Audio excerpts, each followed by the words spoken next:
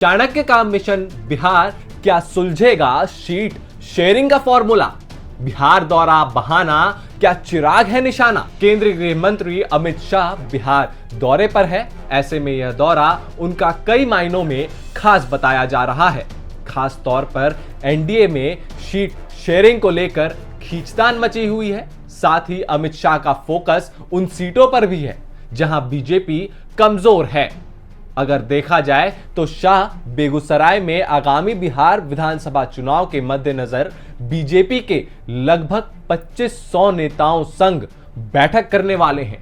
इस भाजपा कार्यकर्ता सम्मेलन में बाढ़, पटना ग्रामीण, पटना महानगर, बेगूसराय, नालंदा, खगड़िया, जमुई, लखीसराय, मुंगेर एवं शेखपुरा जिले के मंडल अध्यक्ष और जिला स्तर के पदाधिकारी शामिल होंगे।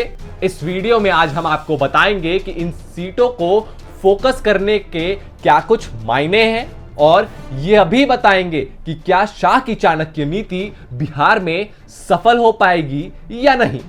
नमस्कार, मैं ओमशील और आप देख रहे हैं यंग भारत न्यूज। अमित शाह बिहार के दौरे पर हैं और अमित शाह लगातार ये कोशिश कर रहे हैं कि जहां पर बीजेपी कमजोर है, जहां पर संगठन की मजबूती नहीं है, उस जगह पर अपना प्रभाव को मजबूत किया जाए और उन सीटों पर भी दावा किया जाए। क्योंकि अगर हम बात करें इन 11 जिलों की, जिसका मैं पहले भी जिक्र किया और अभी भी जिक्र कर रहा हूं, चाहे वो बाढ़ की हम बात कर ले, पटना ग्रामीण की बात कर ले, पटना महानगर की बात करें, बेगूसराय हो, नालंदा हो, खगड़िया हो, जमुई हो, लखीसराय हो या मुंगेर हो या वो शेखपुरा हो, ये जो 11 जिले हैं, वहां पर अगर देखा जाए तो भारतीय जनता पार्टी का प्रभाव बीते दिनों से कुछ कम आंका जा रहा है और ऐसे में उनके सहयोगी दल तो मजबूत हो रहे हैं। अगर हम जेडीयू की बात कर लेते हैं, एलजेपी की बात कर लेते हैं, तो वो इन सारे क्षेत्रों में कहीं ना कहीं उनका प्रभाव भारतीय जनता पार्टी से ज्यादा है, लेकिन वहां पर बीजेपी का प्रभाव कम दिखता है। इसी को लेकर अब अमित शाह बिहार के ग्राउंड जीरो पर उतर चुके हैं और कार्यकर्ता सम्मेलन करने जा रहे हैं और ये रणनीति बनाने जा रहे हैं कि आखिर इन क्षेत्रों में,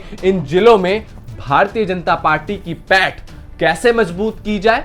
ये सबसे बड़ा सवाल है कि आखिर बाढ़ जैसे क्षेत्रों में, जहां पर बाढ़ हो या फिर बेगूसराय हो, जहां पर बीजेपी हमेशा से एक प्रभावशाली पार्टी रही है, लेकिन ऐसा क्या हो रहा है कि भारतीय जनता पार्टी का प्रभाव लगातार कम होता हुआ दिख रहा है। अगर हम बात बाढ़ की करते हैं तो बाढ़ में कुर्मी वोटर्स ज्यादा हैं।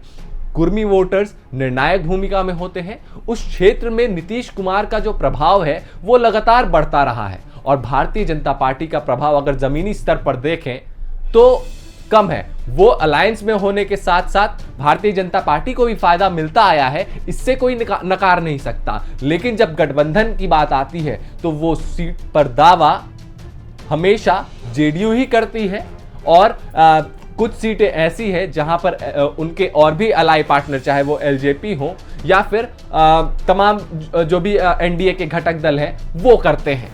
तो अब बड़ा सवाल यहां पर यह है कि क्या इन सीटों पर या इन जिलों को मजबूत करके प्रभावशाली बेल्ट बनाकर क्या इन जिलों में भी भारतीय जनता पार्टी अपने उम्मीदवार ज्यादा मात्रा में उतारने वाली है?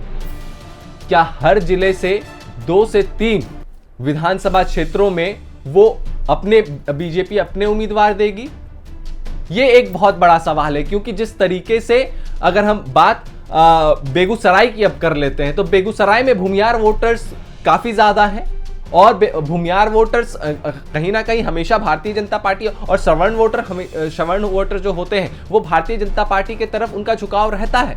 लेकिन ऐसा पूर्व के दिनों में जो 2020 के विधानसभा चुनाव है उसके बाद से लेकर अभी तक अगर जो पार्टी के अंदर खाने की सर्वे है उनमें भारतीय जनता पार्टी का ग्राफ कमजोर हुआ है। और सबसे बड़ा सवाल यह है कि बेगूसराय की अगर हम बात कर रहे हैं तो ये जान लेना भी बहुत ज्यादा जरूरी हो जाता है कि अगर बीजेपी वहां पर कमजोर है तो जेडीयू भी उतनी ज्यादा मजबूत स्थिति में नहीं है। जी हां, जो जेडीयू के पाले से जो विधायक हुआ करते थे बोगो सिंह, वो अब आरजेडी का दामन थाम चुके हैं और उनका प्रभाव उस क्षेत्र में काफी ज्यादा है। भूमियार वोटर्स उनके काफी ज्यादा समर्थक हैं और इस बार क्या जो आरजेडी है बेगूसराय में जो वो अपने उम्मीदवार को उतारेगी, ये तय है कि बोगो सिंह वहां से चुनाव लड़ेंगे। तो क्या इस बार आरजेडी वहां से अपना परचम लहराने वाली है? ये एक बहुत बड़ा सवाल इसलिए है क्योंकि अगर श्रवण वोट आरजेडी की ओर झुक रहा है, आरजेडी की ओर वो स्वाइप हो रहा है, तो कहीं ना कहीं ये एनडीए के लिए काफी चिंता का विषय है क्योंकि बोगो सिंह 3 बार के विधायक रहे हैं जेडीयू के पार्टी से। तो क्या इस बार आरजेडी से भी वो जीतकर एक बार फिर से वो विधायक बनेंगे? क्या वो चौथी बार विधायक बनेंगे? ये बड़ा सवाल है क्योंकि अभी जो तेजस्वी यादव बिहार अधिकार यात्रा निकाल रहे हैं उसमें भी तेजस्वी यादव बेगूसराय पहुंचते हैं और बेगूसराय में जिस तरीके का जनसैलाब बोगो सिंह को देखने के लिए और बोगो सिंह के समर्थक जिस तरीके से वहां पर तेजस्वी यादव के यात्रा में शामिल होते हैं, उस जनसभा में शामिल होते हैं, वो कहीं ना कहीं काफी ज्यादा दिलचस्प बना देता है आरजेडी के लिए और काफी ज्यादा टेंशन बढ़ाने वाला सबब जेडीयू और भारतीय जनता पार्टी के लिए हो जाता है। लेकिन इसमें अगर हम इन जिलों से आगे बढ़ते हैं और अगर हम बात पटना ग्रामीण की करते हैं तो पटना ग्रामीण की अगर हम बात करें तो पटना ग्रामीण यादव बहुल्य क्षेत्र है और अगर हम विपक्ष की बात करें यानी विपक्ष में आरजेडी हो या कांग्रेस हो, अगर आरजेडी की बात करते हैं तो आरजेडी हमेशा से एमवाई फैक्टर की राजनीति करते आई है, यानी मुस्लिम और यादव की राजनीति करते आई है और उनका वोट बैंक रहा है। तो अब अमित शाह का कोशिश ये है, अमित शाह ये कोशिश में है कि अब यादव वोटरों को भी अपने तरफ लेकर आया जाए और एक मजबूत प्रभाव बनाया जाए और उस रणनीति के तहत अमित शाह अब ग्राउंड जीरो से काम करेंगे और तमाम वो दिशा निर्देश उन 2500 नेताओं को देने वाले हैं जो कि उस बैठक में शामिल होंगे। अब बड़ा सवाल यह है कि पटना ग्रामीण यादव बहुसंख्यक है पटना ग्रामीण में, तो क्या उन सीट पर क्या कुछ रणनीति बनती है, यह देखने वाली बात होगी। अगर हम बात करें पटना महानगर की तो पटना महानगर में 2 फैक्टर हैं। वहां पर श्रवण वोटर्स हैं जो कि राजपूत बहुसंख्यक में है, कास्ट वोटर भी निर्णायक भूमिका में रहते हैं, लेकिन वहां पर सिख वोटर्स भी हैं। तो अब बड़ा सवाल यह हो जाता है कि क्या जो सिख वोटर्स है उनका रुख किस ओर रहने वाला है, क्योंकि पटना महानगर में तो सिख वोटर्स जो हैं वो हमेशा से भारतीय जनता पार्टी के वोटर्स तो रहे ही हैं, लेकिन क्या इस बार भी विधानसभा चुनाव में भारतीय जनता पार्टी को वोट मिलता है सिख समुदाय का या नहीं, ये देखने वाली बात होगी। अब हम आते हैं चिराग पासवान के फैक्टर पर, क्योंकि ये जो 11 जिले हैं जिनके कार्यकर्ता और तमाम नेता इस कार्यकर्ता सम्मेलन में पहुंचने वाले हैं, उसमें जमुई भी आता है, खगड़िया भी आता है और लखीसराय भी आता है।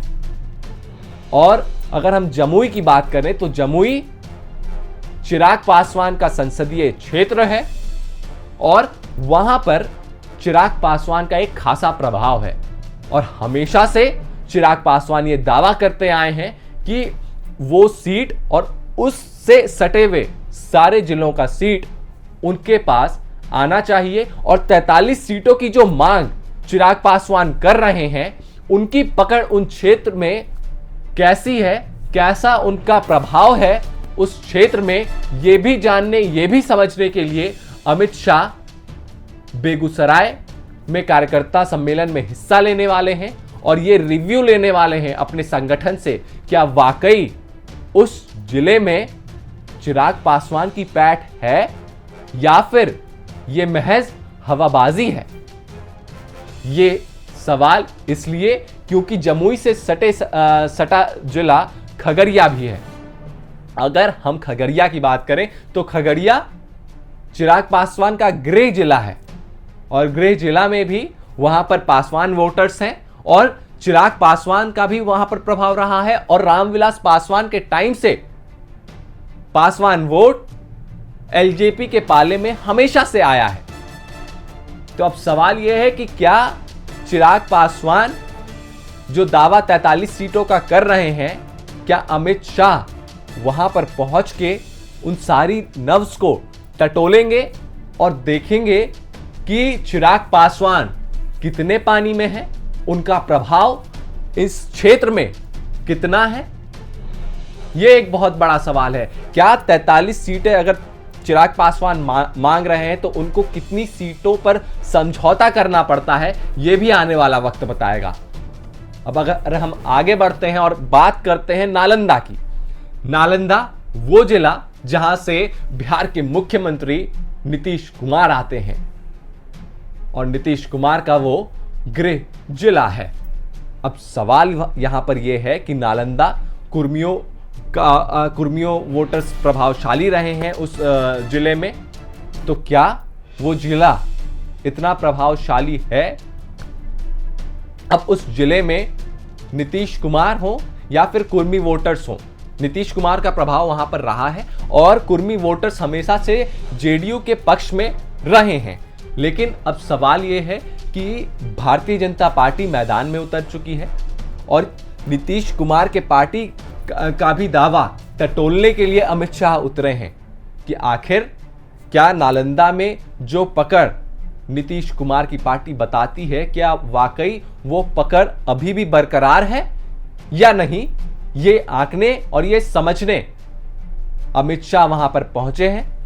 अब आपको क्या लगता है कि ये जो अमित शाह का जो रणनीति है, अमित शाह की जो ये चाणक्य नीति है, इससे क्या सीट शेयरिंग का फॉर्मूला बिहार में तय हो पाएगा या एनडीए में जो अंदर खाने में खींचतान मची हुई है वो मची हुई रहेगी? और इससे क्या आने वाले टाइम में अगर समय पर सीट शेयरिंग पर समझौता नहीं हुआ तो क्या इसका फायदा महागठबंधन को मिलने जा रहा है? ये एक बहुत बड़ा सवाल है। आपको क्या लगता है? वीडियो को लाइक करें, चैनल को सब्सक्राइब करें और कमेंट करना ना भूलें। नमस्कार।